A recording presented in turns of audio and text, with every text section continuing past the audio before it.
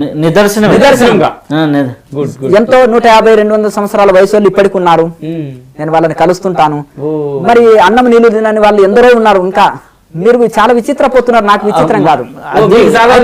ఇక్కడ చూడండి, ఎందరో ఉన్నారు. ఇంకా వీళ్ళు సమాజంలోకి వీళ్ళు రాగలుగుతారు కాబట్టి వీళ్ళని పిలవగలుగుతున్నాం. ఇంకా ఎందరో గగనగిరి మహారాజు నీటి లోపల ధ్యానం చేసేవాళ్ళు, సత్యనారాయణ బాబా ఎండా వాన చలిలో ధ్యానం చేసేవాళ్ళు. అయితే ప్రకృతిని జయించిన వాళ్ళు, వీళ్ళు పంచభూతాలు జయించిన వాళ్ళు. అగ్ని, నీరు, నిప్పు, వాయువు ఇవన్నీ వాళ్ళకు సేవ చేస్తాయి అన్నమాట.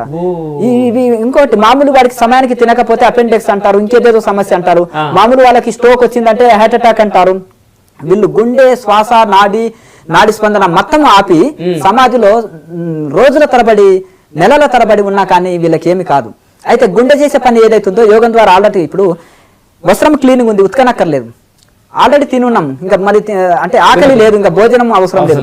అట్లాగే గుండె చేసే పని ఏది ఉందో రక్తాన్ని శుద్ధి చేయడం, అన్ని భాగాలకు అందించడం ఉంది కదా, అది ఆటోమేటిక్ వాళ్ళకి క్యూర్ అయిపోయింది బాడీ, ఇంకా అక్కర్లేదు. ఆ గుండె కిడ్నీలు చేసే పని ఆల్రెడీ వాళ్ళది క్యూర్ అయిపోయింది. కిడ్నీలు నిలిచివే అది ఆగిపోయినా వాళ్ళకి ఏం కాదు.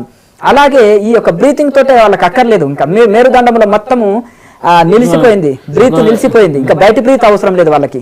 అలాగే ఈ యొక్క వాళ్ళకి 49 వాయువుల చేత శరీరము నడుస్తుందండి. ఆ 49 వాయువులు అవి ఆగిపోవడం వలన ఈ కనెక్షన్ మెయిన్ ఆఫ్ చేస్తే అన్ని ఎలక్ట్రానికల్ పరికరాలు అన్నీ ఆగిపోయినట్టుగా ఈ ఇంద్రియాలు వాటి పనితనం నుంచి ఆగిపోవడం వలన ఇక చక్కగా అది యొక్క వాటితో పని లేకుండా ఒక డెడ్ బాడీ వల్లే ఉంటుంది వాళ్ళది.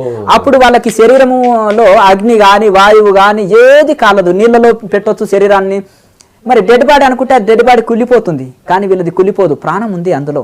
అంటే చూడడానికి డెడ్ చెబుతుంటేనే మామూలుగా మాకు అవునండి గురుగారు చెప్పడం కంటే కూడా